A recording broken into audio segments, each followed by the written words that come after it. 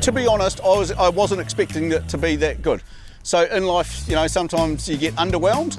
I've been overwhelmed.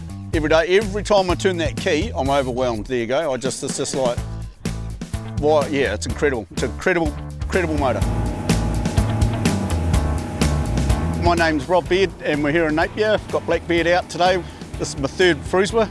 The first two boats both had Hondas. Had a 90 on the first one and a 150 on the second one. Obviously the third one we got the big 350. Before I had a Frewza, I had a little alloy and I brought a brand new motor, which I can't mention, which caused me no end of strife.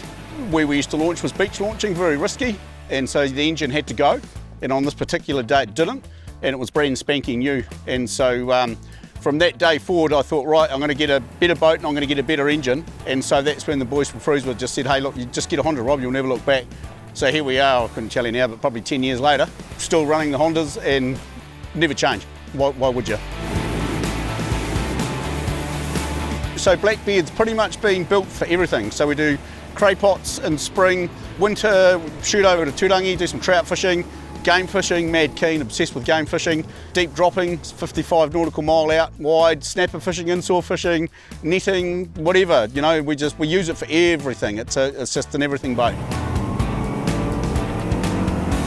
I started looking at these V8s before they even entered the New Zealand market. The biggest thing for me is the fuel efficiency and the power and the reliability. Three things that you really look for in any outboard, you know, but this thing really spins my wheels, mate. It idles, mate. I mean, there's no point in making an engine work. I mean, a lot of people say, oh, why'd you put a 350 on? You could have got away with a 250 or whatever, but that's getting away with it. I don't want to get away with it. I want power, mate.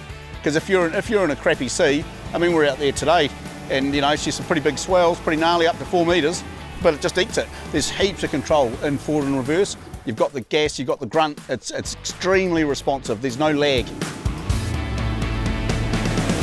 If you're talking about the noise, I mean, I don't know how many times we'd be sitting on the Minn Kota out at sea and my old mate, oh, you know, the engine's still running, right? Boy, yeah, it is too. You're talking about a 350 V8 and you can't hear it. You literally can't hear it.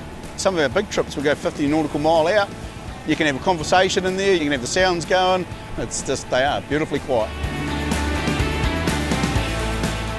The real beauty also of the 350 obviously is it runs on 91.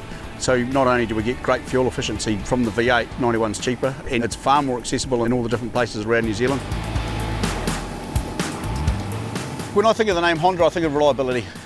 I remember going out with a good friend when the Honda 4s very first came out, and he still got it. Now that I can't tell you, that would be 20 years ago, I think, and he's still got that Honda 4-stroke, and he does heaps of hours. So that's, to me, a testament. That's where it's at. If someone said to me, would you recommend a Honda? And I said, I would say, and I have said this, you'd be a fool not to get one. In my opinion, if you've got a Honda on the back of your boat, you know, you've got the best behind you. You've got something that's super reliable and it's pushing you along. It's going to take you out to all those fun times, and that's what it's all about. You've got a Honda behind you, mate, you're laughing.